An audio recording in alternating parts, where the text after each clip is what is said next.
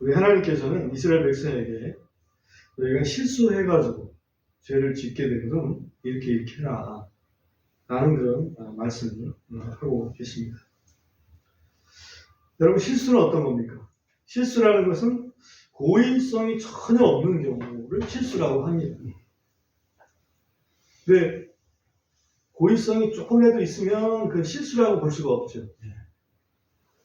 그럼 범죄라고 해야 되겠죠. 그죠?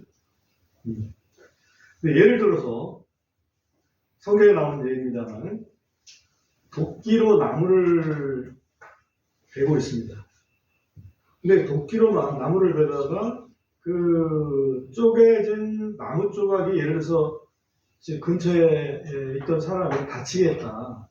그럴 경우에 고의성이 있습니까? 없습니까? 고의성이 없죠. 그런데 만일 그 도끼질을 하는 사람이 통상 그 주변에는 지나다니는 사람이 있어. 알아.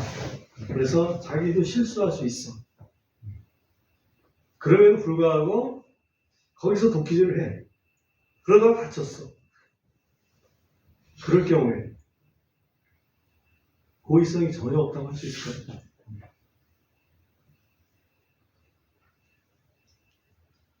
약간은 있겠죠, 그죠?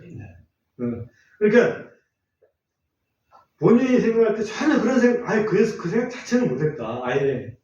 그렇다면 그건 고의성이 없는 거죠. 그렇지만은 가능성은 있겠지만 그런 일이 일어날 거라고는 내가 생각하지 않는다. 그 정도의 뭔가 자신감은 가지고 있어. 근데 가능성은 있어. 자신감은 가지고 있어. 그럴 때 를 뭐라고 얘기하느냐, 법률적인 용어가 있더라고. 미필적 고의. 미필적 고의 많이 들어봤죠. 필이라는 것은 반드시 그렇다는 거, 미라는 것은 반드시 그렇지는 않다, 그런 얘기거든. 그러니까 반드시 그렇지는 않을 거지만은 그럴 가능성이 있다는 거는 알고 있었다 이거지. 응? 완전히 고의라고 할 수는 없지만은 그럴 가능성이 있다는 거는 알고 있었다. 그건 소위 미필적 고의라는 거예요. 율법에는 그런 잠재 가능성에 대해서, 잠재 위험 가능성에 대해서 대비하도록 그렇게 명령을 하셨습니다. 하나의 예가 뭐냐면, 옥상을 이렇게, 지붕을 이렇게 지을 때, 사람이 옥상에 올라갈 수 있잖아요. 옥상에 올라가면 떨어질 수 있으니까, 옥상에 뭐를 만들어 놓은 게 있어? 난간을 만들어라. 사람이 떨어지지 않도록. 그 대목을 보면, 하나님이 정말 사려가 깊으신 분이다. 그거를 느낄 수밖에 없어요. 잠재 위험에 대해서도 그렇게 말씀하셨기 때문에. 근데 우리들이 범법하는 경우에 대부분은 고의성이 내재된 미필적 고의가 많다라고 저는 생각합니다. 예를 들면 술을 마시고 운전하다 보면 실수할 수도 있어요. 그죠? 근데 음주운전을 해. 자기는 생각할 때, 이거 가까운 거리고, 내 술도 얼마 안 마셨고, 내 주량도 세. 그러니까, 내가, 저기는 뭐 문제 없어. 분명히 가능성은 있는데도 문제 없다고 생각해서 가다가 사고를 낸단 말이죠. 학생들은 컨닝페이퍼 만들어 봤어요? 혹시? 컨닝페이퍼? 예를 들면, 컨닝페이퍼를 만들면 사용할 수 있잖아요. 가능성이 있잖아요. 컨닝페이퍼를 만드는 순간. 내가 컨닝페이퍼를 만들지 말아야지. 평상시 공부하고, 그지? 근데 컨닝페이퍼를 만들어. 나는 이거 그냥 공부 정리하려고 한 거지, 이걸 사용하려고 생각은 전혀 없다. 근데 시험 보다 보니까 자기가 만들어서 오줌마리 어떻게 생각이 난단 말이에요. 예를 들어서. 그 한 글자가 생각이 안 나서 했다 그러면 컨닝 한 거죠? 네. 그런 걸 이제 소위 고의성이라고 합니다. 나는 그런 고의가 아닌데, 실제 그런 문제가 생기는 거죠. 이런 고의성이 있느냐 없느냐, 이제 성경에서 이제 고의성이 없는 그런 범죄에 대해서는 이렇게 대처하라. 그렇게 되어 있는데, 15장 우선 24절을 한번 보십시오. 24절 보면, 그때 이 일이 있어야 되니 곧 만일 회중이 무지한 채 알지 못하여 조금이라도 죄를 지었다면 알지 못하고 죄를 지금 어떻게 알죠? 죄를 짓고 난 다음에 나중에 생각해 보니까 알지 못하고 죄를 지은 거예요. 짓고 있었어. 그 얘기를 하는 거예요. 나중에 깨달은 거지. 아, 이게 잘못했구나. 우리가 잘못했구나.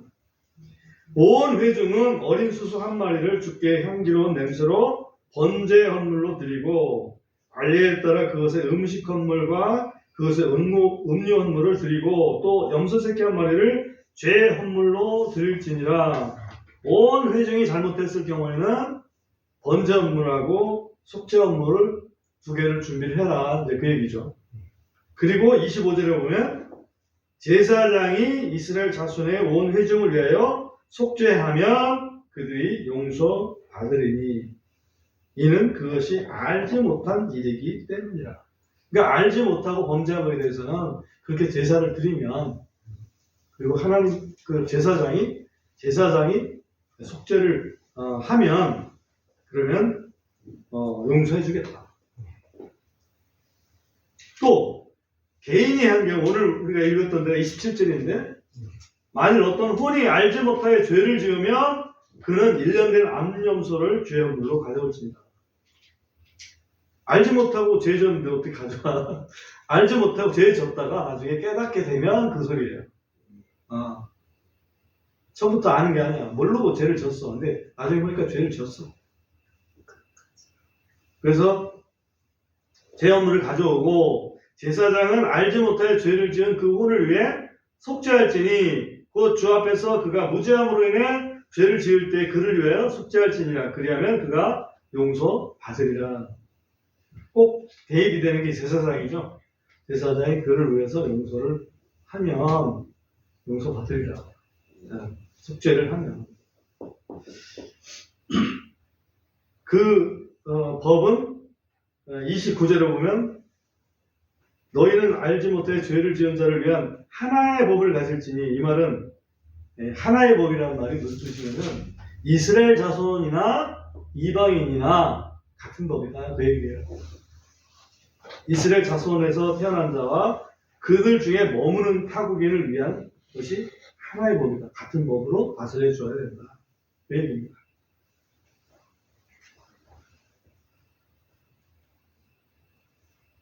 우리 인류도 알지 못하고 죄를 지을 때가 많이 있습니다. 죄를 지을 때가. 사도 바울도 알지 못하고 지은 죄가 많았었죠. 그죠? 누굴 죽였습니까? 같이 공동으로. 스테반을 죽인 거나 마찬가지예요. 여러분 죽이는 사람들 편에 들어간 사람들 그 담보로 옷을 다 사울한테 맡겼잖아요. 그 정도로 잘못을 저질렀는데 알지 못하고 그렇게 한 거예요. 제대로 알지 못하고. 나중에 보니까 잘못했어. 그럼 어떻게 해야 돼? 용서를 빌어야 되겠죠? 용서를 비는데 구약시대 같으면 이렇게 재물을 가지고 와서 용서를 빌어야 되는데 신약시대니까 우리한테 영원한 제사장 한 분 계십니다. 누구? 예수님. 우리 예수님한테 나가면 예수님께서 우리의 것을 용서를 구해주시고 우리는 그것 때문에 용서를 받게 됩니다.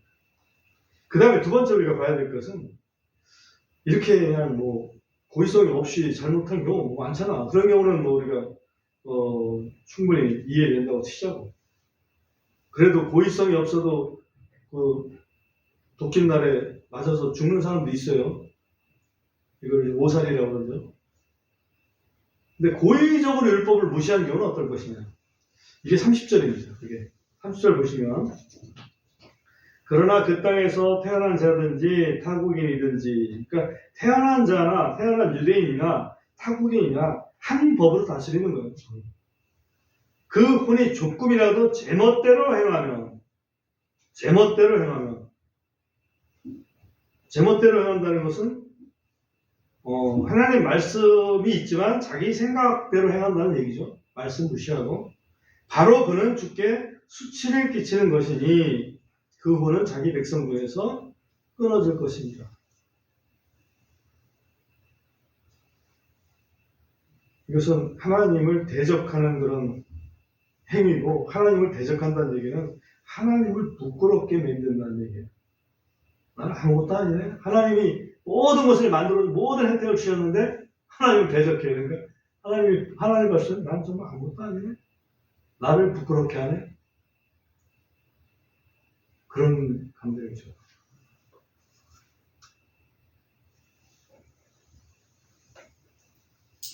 대통령 밑에 있는 사람이 대통령을 대적한다 그러면 대통령이 되게 부끄럽거든요. 그런 상태라고 봐야 됩니다. 그런 경우에는 그 혼은 자기 백성 중에서 끊어질 것이다. 죽게 될 것이다. 이는 그렇게 제멋대로 하는 경우, 고의적으로 하는 경우는 이는 그가 주의 말씀을 멸시하는 것이고 그분의 명령을 깨뜨리는 것이기 때문이다. 그렇게 되면 그 혼은 완전히 끊어지고 그의 불법이 그에게로 돌아가리라. 그 불법을 자기가 짊어지게 된다. 이제 그 얘기죠. 하나님 말씀을 멸시한다는 것은 하나님을 멸시하는 거랑 똑같죠? 말씀에는 인격이 들어있습니다. 그러자 한 예가 나타났습니다. 32절에 30절 보시면 또 이스라엘 자손이 광야에 있을 때 안식일에 나무를 모으는 한 남자를 발견하였다. 안식일에 나무를 모으는 안식일을 지금 일하고 있어요.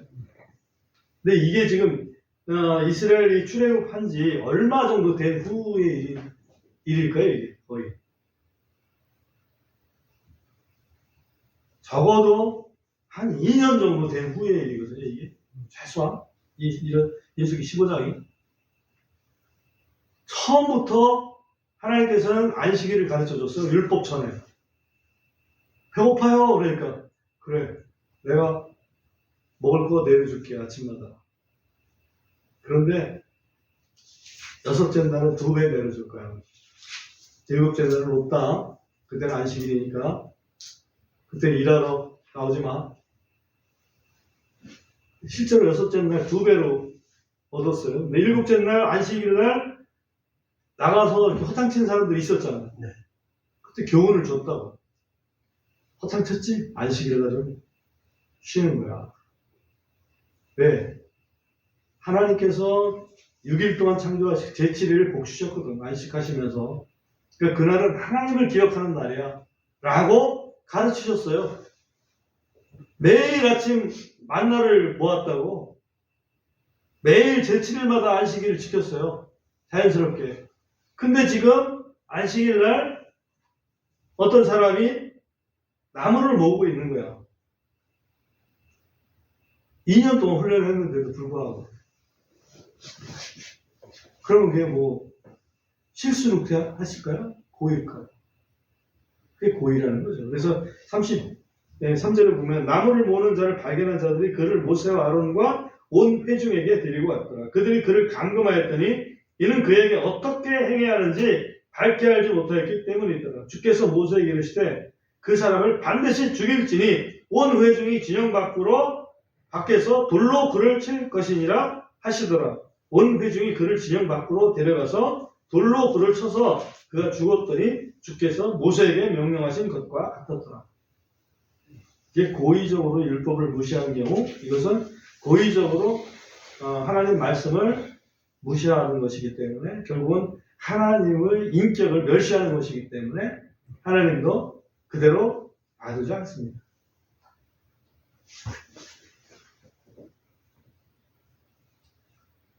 우리도 죄를 지을 때 내가 진짜 하나님 멸시하는 죄를 짓고 있는지 아니면 정말 그 죄 안 지려고 했는데 어쩌다 보니까 이렇게 죄를 짓게 된 건지 그거에 따라서 그 하나님의 그 우리를 향하신 그런 그 뭐랄까요 처분이 달라질 거라고 생각을 해야 됩니다. 가룟 유다 같은 경우는 한번 생각해 보십시오. 가룟 유다는 그래서는 안 될 사람이잖아요. 그죠? 3년 동안 주임 훈련 받은 사람인데 그 주임을 그리스도라고 생각하지 않고 제사장들 말이 맞아요. 네? 그래서 그 주님을 고발하고 결국은 그 인신을 인도하잖아요. 그 신들을 그 제사장들을 넘긴다고 배신하고 그래서 이제 배신이라는 거죠. 근데 베드로는 좀 다르죠? 베드로는 예수님 잡혀갔을 때 그 제사장집 종들이 막 당신도 한패하냐? 라고 딱 물어보니까 나 저는 모르는 사람이야. 모른다니까? 정말 몰라요, 난. 배신입니까? 아니면 실족일까요? 그건 배신이 아니고 실족일 뿐이에요. 잠시 실족했어요. 그런데 주님께서 베드로를 위해서 기도하셨다. 내가 너를 위해서 기도했다. 돌이킨 다음에 형제들을 굳세게 해라. 그래서 세 번째 딱 부인하고 닭이 물었을 때 주님의 눈이 탁 맞춰졌잖아요. 그 주님의 눈이 어떤 눈이었을까요? 무서운 눈을 쳐다보진 않았을 겁니다. 내가 얘기했잖아. 시험이 될 거라고. 그냥 베드로 주님 안 보이는 데 가서 엉엉 울었잖아요. 그죠? 이 실족할 수 있어요, 실족. 근데 실족할 수 있는 것은 어찌 보면 돌이킬 수 있는 기회가 있어요. 근데 배신하는 건 다른 얘기예요. 배신은 다른 얘기. 지금 여기 고의적이라는 것은 배신하는 거나 마찬가지예요. 그럼 이제 신약 시대에는 과연 하나님을 이렇게 대적하고 하나님을 부끄럽게 만드는 죄가 어떤 죄가 있을까? 하나님이 그렇게 다 해놨는데 그거를 대적하고 부끄럽게 하는 죄는 어떤 죄가 있을까? 누가복음 12장을 한번 잠깐 펴보겠습니다. 누가복음 12장 10절에 보면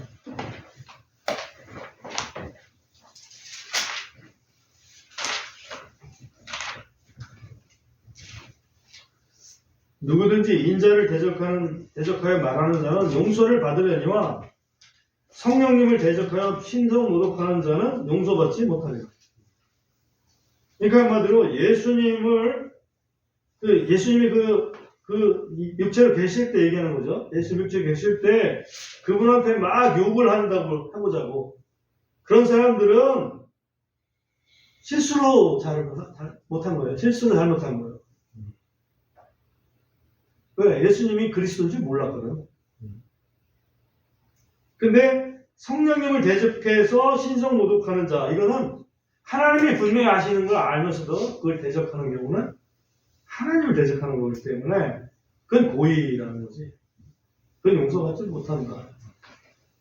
그런 말씀을 여기서 하고 계십니다. 이걸 소위 성령 모독죄라고 그러잖아요. 성령 모독죄는 마태복음에 보면 이 세상에서도 용서받지 못하지만은 장차 오는 영원한 세상에서도 용서받지 못한다라고 말씀하시죠. 어마무시한 죄가 바로 성령 모독죄예요. 참 성령 모독죄라는 게 어떤 걸까?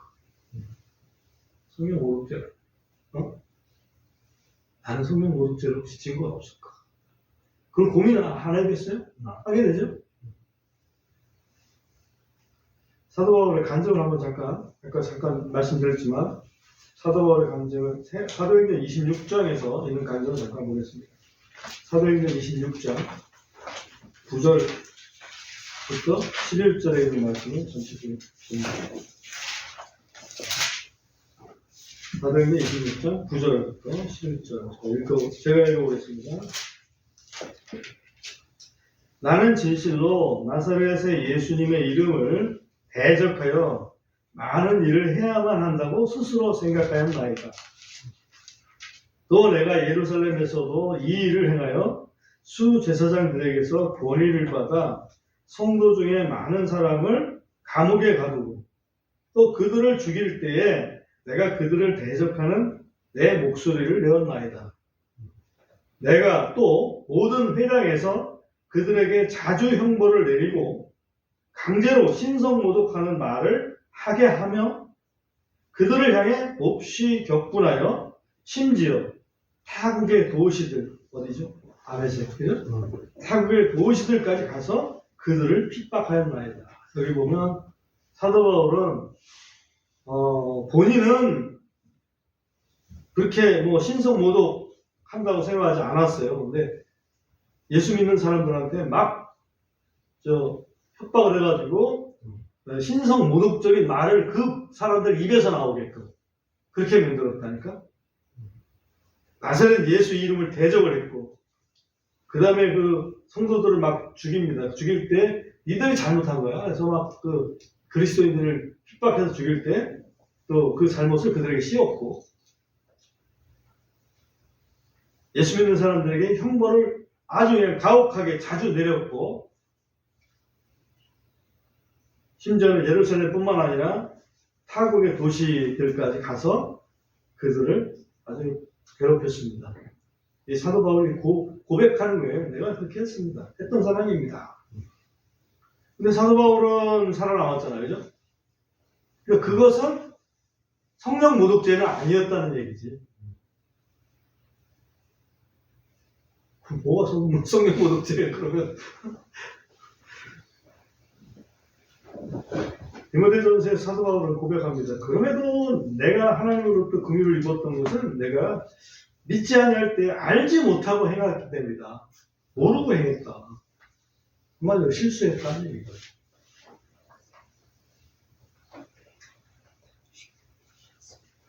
용서받지 못할 성령 모독죄는 과연 어떤 것일까? 라고 정리를 해본다면, 복음을 지식적으로 알아. 지식적으로 알아. 근데 가슴에서 그 믿음을 거절해. 다 알아. 아는데 거절하는 거예요.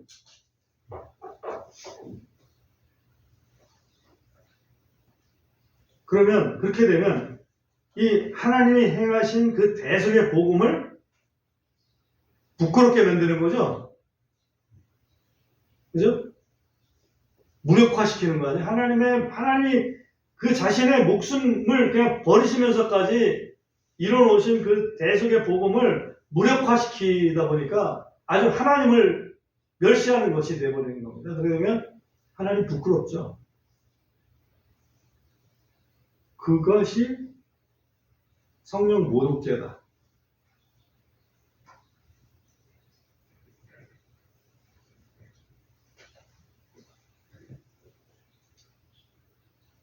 이스라엘 사람들이 바리새인들이 막 예수님 보고 당신 귀신의 왕 바알세보 힘 입어서 이렇게 하는 거 아니야? 라고 이렇게 말씀을 이렇게 얘기를 했을 때 그때 이제 예수님이 하신 말씀 중에 하나가 그거잖아요. 나를 모독하는 건 괜찮아. 왜? 성령 모독하는 건 용서받지 못할 거야. 이게 내가 하는 게 성령이 하시는 건지 모르냐? 하면서 꾸짖었던 거죠. 그 바리새인들이 그 말을 듣고 돌이킬 때까지는 시간이 걸렸어요. 아, 그분이구나. 그래서 그 결과적으로 그분이 돌이켰던 사람들이 베드로의 설교를 듣고 회개했던 3,000명, 또 다시 회개했던 5,000명. 그 사람들이 회개했던 거지. 그죠? 그러니까 예수님을 보내주신 그 하나님의 그 대속의 그 은혜, 그 사랑, 그거를 거절하는 것 자체가 성령 모독하는 거라는 얘기예요. 다른 게 성령 모독이 아니고. 이해되십니까? 예수 믿는 사람 뭐라고 한다고 해가지고 그거 잘 몰라서 교회를 욕하고 막 믿는 사람 핍박하고 이런 죄가 있잖아요. 그건 용서받지 못할 죄가 아니고 그건 회개하면 용서받을 죄입니다. 알면서도 끝까지 안 믿는 경우는 용서받을 수가 없어요.